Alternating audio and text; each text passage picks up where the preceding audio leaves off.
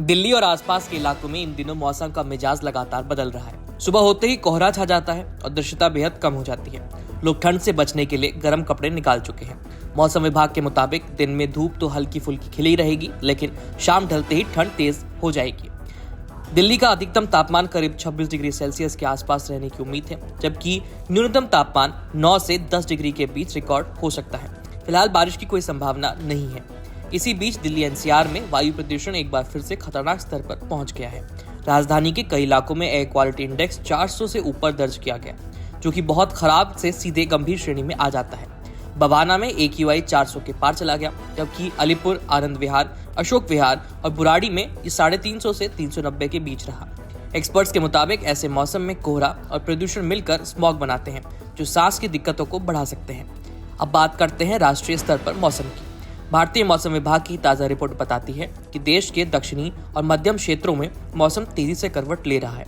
15 नवंबर से शुरू हुआ मौसम चक्र के तहत दक्षिण भारत में अगले 5 दिनों तक भारी बारिश और आंधी तूफान की संभावना है। वहीं उत्तर और मध्य भारत में तापमान में गिरावट के कारण ठंड और तेज महसूस होगी। दिल्ली एनसीआर में अगले कुछ दिनों तक मौसम में बड़े बदलाव की उम्मीद नहीं है।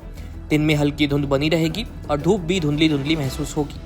रात में न्यूनतम तापमान 12 से 14 डिग्री के बीच पहुंच सकता है, जबकि दिन का तापमान लगभग 24 से 25 डिग्री के आसपास रहेगा।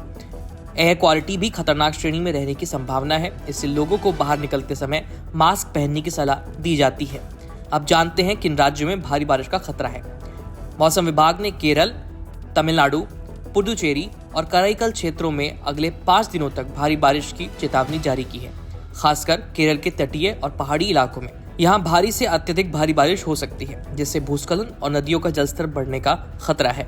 तमिलनाडु और पुडुचेरी में बिजली कड़कने, तेज हवाओं और गरज के साथ चमक के साथ तूफानी गतिविधियां बढ़ सकती हैं। तटीय जिलों जैसे कि चेन्नई, नागनीपट्टम, रामनाथपुरम और तूतीकोरिन में मौसम ज्यादा उग्र रह सकता है। समुद्री इलाकों में हवाएं 35 से 45 किलोमीटर प्रति घंटे की रफ्तार से चलेंगी, जो कई बार बढ़कर 55 किलोमीटर प्रति घंटे तक पहुंच सकती हैं।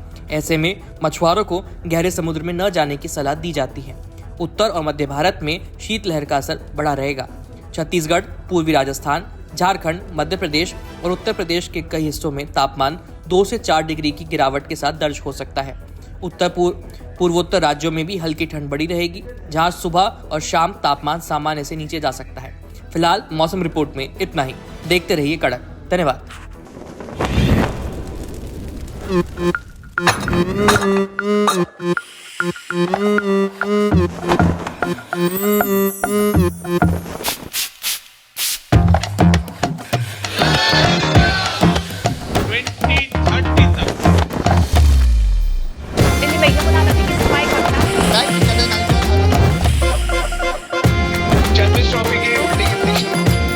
ये कड़क है।